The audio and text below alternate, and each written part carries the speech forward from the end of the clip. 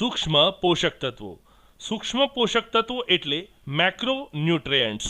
मैक्रोन्यूट्रिएंट्सनी अंदर protein, carbohydrate अने चरबीनो समावेश थाय छे। तो चालो मित्रों निहाळीए संक्षिप्तमां प्रोटीन, कार्बोहाइड्रेट अने चरबी विषे।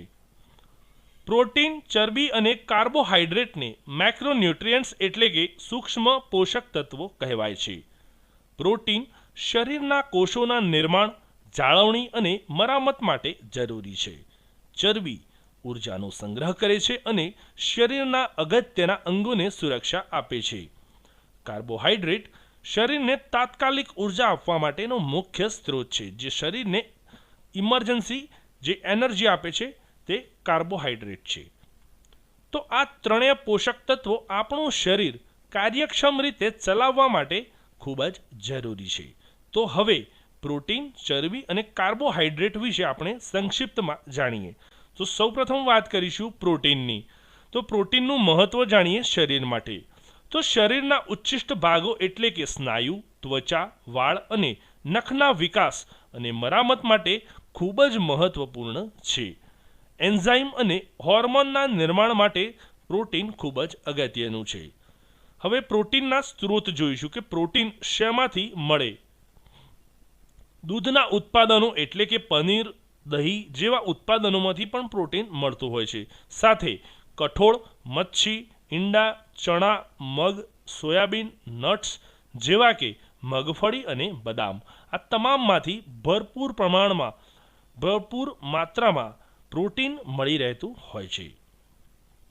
हवे मित्रों बात करिए प्रोटीननी उणपथी थती समस्याओं एटले के शरीरमां जे प्रमाणमां प्रोटीननी जरूरियात छे तेनाथी जो ओछुं शरीरने प्रोटीन मळतुं होय तो केवी समस्याओं उद्भवे।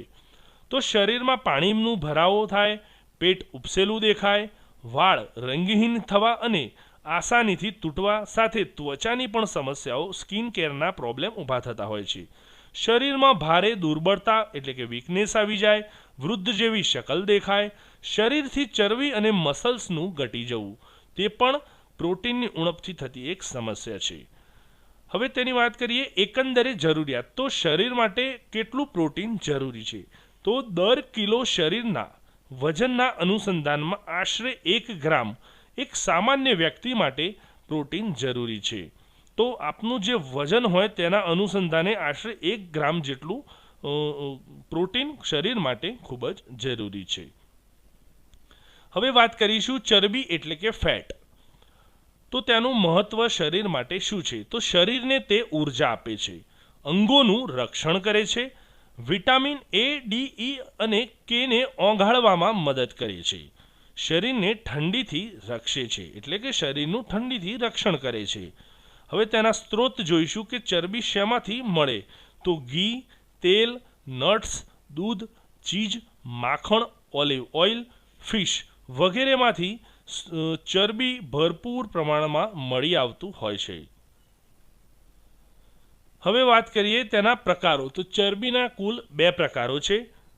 गुणवत्तायुक्त चरबी जेमां ओमेगा 3 फैटी एसिड जे फिश अने एलसीना तेलमांथी मळी आवे छे, अने बीजुं छे नबળી चरबी जे तमे junk food, trans fat, packed food અથવા તો ફ્રાઈડ ફૂડ આપણે ખાતા હોઈએ છીએ તેમાંથી જે ટ્રાન્સફેટ મળે છે તેને નબળી ચરબી કહેવાય છે। ચરબીની ઉણપથી થતી સમસ્યાઓ। તો ચરબીની ઉણપથી કઈ સમસ્યાઓ થાય શરીરમાં?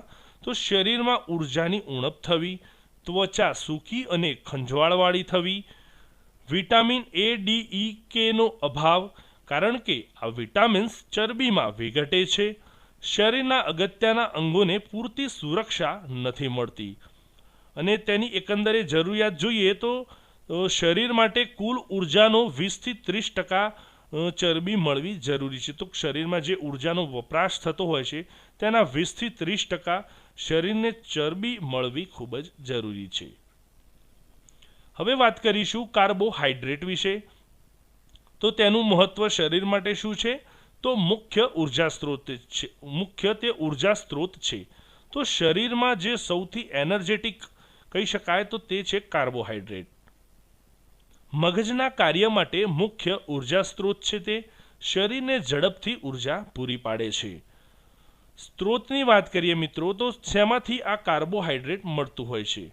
તો અનાજમાંથી જેમ કે ઘઉં, ચોખા, જવાર, બાજરી અને માખણિયા. ત્યારબાદ શાકભાજી, તો શાકભાજીમાં કયા? તો બટાકા, શક્કરકંદ જેવા શાકભાજી છે. ત્યારબાદ ફળોની વાત કરીએ તો દ્રાક્ષ, ચીકુ, કેળા જેવા ગળ્યા ફળો અને ખાંડ, સાકરની વસ્તુઓ સાથે દૂધની બનાવટો. તો આ તમામમાંથી કાર્બોહાઈડ્રેટ મળતું હોય છે. એકંદરે જરૂરિયાત, તો શરીર માટે એકંદરે જરૂરિયાત છે 50 થી 60%, એટલે કે કુલ ઉર્જા જે વપરાશ થતો હોય તેના 50 થી 60% જેટલું શરીરને કાર્બોહાઈડ્રેટ મળવું જરૂરી છે. કાર્બોહાઈડ્રેટના પ્રકારો જોઈએ તો તેમાં બે પ્રકાર છે. પહેલો પ્રકાર છે સિમ્પલ કાર્બસ, જે મીઠાઈ અને ખાંડમાંથી મળે છે. તે ઝડપથી ઉર્જા આપે છે, પરંતુ વધારે પ્રમાણમાં લેવાથી તે શરીરને નુકસાન પણ કરે છે. જ્યારે કોમ્પ્લેક્સ કાર્બસની વાત કરીએ તો તે અનાજ અને વિવિધ દાળમાંથી મળે છે.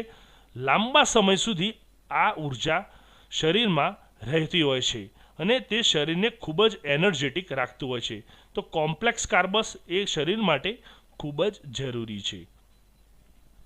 કાર્બોહાઈડ્રેટની ઉણપથી થતી સમસ્યાઓ, તો શરીરને જેટલા પ્રમાણમાં કાર્બોહાઈડ્રેટ મળી રહેતું હોવું જોઈએ તેનાથી જો ઓછું મળી રહે, જે તો એની ઉણપ વર્તાય તો કેવી સમસ્યાઓ ઉદ્ભવે? તો ઝડપથી ઉર્જા ન મળવી, એટલે કે થાક લાગી જાય શરીરમાં. બ્લડ શુગર લેવલ ઓછું થઈ જાય, એટલે ઘણી વખત ચક્કર આવે તેના કારણે. મગજના કાર્યમાં વિક્ષેપ, કારણ કે મગજ મુખ્યત્વે કાર્બોહાઈડ્રેટમાંથી મળતી ગ્લુકોઝ પર આધારિત છે. શરીર પોતાની ચરબી અને પ્રોટીન તોડવા લાગતું હોવાથી કીટોન બોડી વધે છે અને કીટોસિસ થાય છે. નોંધમાં જોઈએ મિત્રો, ખાસ આ વસ્તુ ધ્યાનમાં રાખવા જેવી છે કે પ્રોટીન, ચરબી અને કાર્બોહાઈડ્રેટ આ ત્રણેયની જે શરીરમાં ઉણપ થતી હોય તેનાથી જે સમસ્યાઓની વાત કરી તે સમસ્યાઓ વિશે વાત કરીએ તો આવા લક્ષણો જે તમને વાત કરી, આવા લક્ષણો લાંબા ગાળાની ઉણપ જ્યારે થતી હોય ત્યારે થતી હોય છે. જેમ કે તમે ખૂબ જ લાંબા સમયગાળાથી તમને પ્રોટીન, ચરબી અને કાર્બોહાઈડ્રેટ ન મળતા હોય તો આ સંજોગો ઊભા થતા હોય છે. પરંતુ ટૂંકા ગાળામાં ખુદને શરીર તે એડજસ્ટ કરતું હોય છે, એટલે કે ટૂંકા ગાળાની જો તે ઉણપ હોય તો શરીર ખુદને તે એડજસ્ટ કરી લેતું હોય છે, એટલે વધુ કોઈ સમસ્યા ઉદ્ભવતી નથી.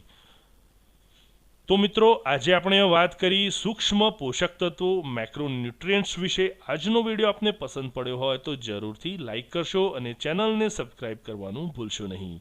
ધન્યવાદ મિત્રો.